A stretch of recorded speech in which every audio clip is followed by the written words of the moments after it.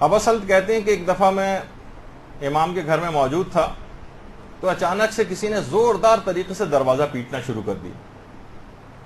میں نے دروازہ کھولا تو دیکھا کہ بادشاہ کا قاصد آیا ہوا ہے ہارون کا، اور انتہائی غصے میں، اور دروازہ اس طرح سے گویا کہ دروازے کو توڑ ڈالے گا، اس طرح سے دروازہ پیٹ رہا تھا. میں نے دروازہ کھولا، اس کو سلام کیا، اس نے سلام کا جواب بھی نہیں دیا اور سینے پر ہاتھ مار کے دھکا دے کے اندر داخل ہو گیا اور پوچھا کہ امام کے متعلق کہ وہ کہاں ہیں. تو امام اس وقت گھر کے صحن کے اندر تشریف فرما تھے اور اندر گیا اور جا کر بدتمیزی سے کہنے لگا کہ امیر المومنین ہارون نے آپ کو بلایا ہے. امام نے کہا کہ اچھا تم جاؤ، میں ابھی آتا ہوں. چلا گیا قاصد. ابا سلط کہہ رہے ہیں میں بہت زیادہ پریشان ہو گیا کہ ہارون بھی اتنے زیادہ غصے میں ہے، کہیں امام کو کوئی نقصان نہ پہنچائے. امام نے فرمایا کہ ابا سلط گھبراؤ نہیں، کچھ کلمات ہیں جو ہمارے جد امجد رسول اللہ سے ہم تک پہنچے. اللہم صلی علی محمد و علی محمد.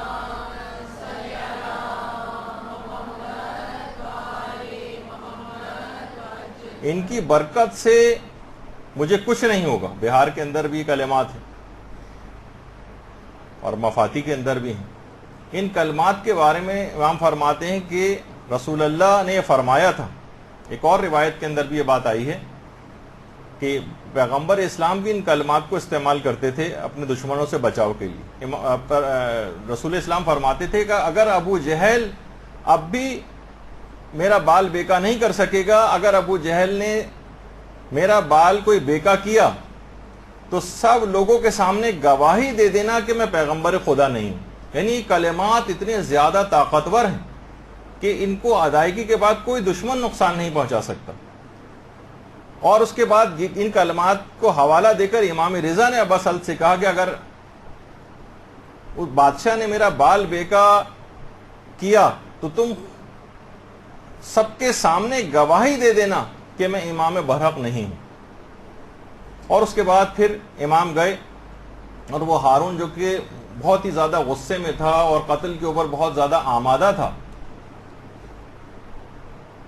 امام جیسے اندر داخل ہوئے تو امام یہ کلمات پڑھتے ہوئے گئے. اچھا اب ان کلمات کا ترجمہ دیکھیں اور اس لحاظ سے ایک پیغام بھی ہے آپ سب لوگوں کو کہ سب کو ان کلمات کو زبانی یاد کر لینا چاہیے، بچوں کو یاد کروانا چاہیے، کیونکہ ان کے الفاظ ہی دیکھیں کتنے زیادہ ایسے اسٹرانگ ہیں کہ امام یہ جو کہتے ہوئے گئے، شروع کرتا ہوں اللہ کے نام سے جو بڑا مہربان اور نہایت رحم کرنے والا ہے. شروع کرتا ہوں اللہ کے نام سے، میں تجھ سے خدا کی پناہ چاہتا ہوں، چاہے تو با تقویٰ ہو یا بے تقویٰ ہو. خدا کی مدد سے میں تیرے کان اور تیری آنکھوں کو بند کر رہا ہوں. تیرے پاس مجھ پر تسلط حاصل کرنے کا کوئی راستہ نہیں، نہ میرے کانوں پر، نہ میری آنکھوں پر، نہ میرے بالوں پر، نہ کھال پر، نہ گوشت پر، نہ خون پر، نہ دماغ پر، نہ اعصاب پر، نہ میرے مال پر، نہ ہی میرے رزق پر کہ جو خدا نے مجھ کو عطا کیا ہے. میں اپنے اور تیرے درمیان ایک پردہ ڈال رہا ہوں، ایسا پردہ جو نبوت کا پردہ ہے، یعنی وہ پردہ جس کو انبیاء نے فرعون جیسے ظالم اور جابر بادشاہوں کے حملوں سے بچنے کے لیے اپنے اور ان کے درمیان ڈالا تھا. اور اس کے بعد اگلا جملہ ہے کہ دانی جانب سے جبرائیل، بائیں جانب سے میکائیل، پیچھے سے اسرافیل، سامنے سے حضرت محمد مصطفیٰ. اللہم صلی علی محمد و علی محمد.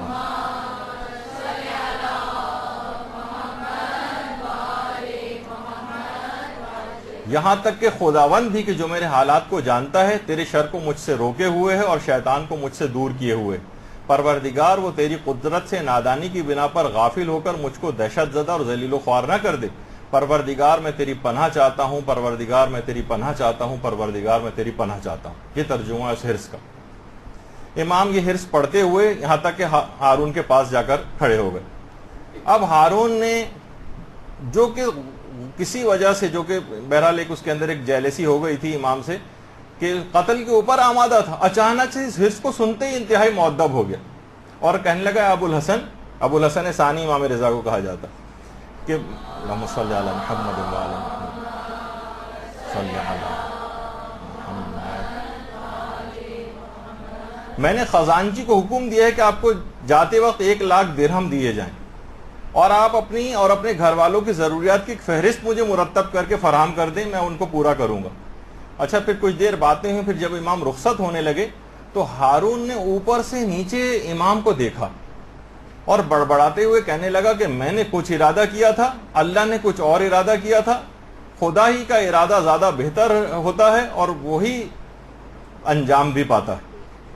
یعنی وہ کچھ کر نہیں سکا حرص کو کرنے کے بعد. اس حرص کو باقاعدہ شیخ عباس قمی نے اپنی کتاب منتہی الاعمال فصل نمبر 5 ہے، اس کی 10واں باب ہے، اس کے اندر اس کو نقل کیا ہے. اس کے علاوہ مفاتیح الجنان کے اندر بھی یہ ہے، اور یہ ضرور لوگوں کو اس کو لینا چاہیے، بچوں کو یاد کروانا چاہیے، روزانہ کی بنیاد پر خود بھی پڑھنا چاہیے.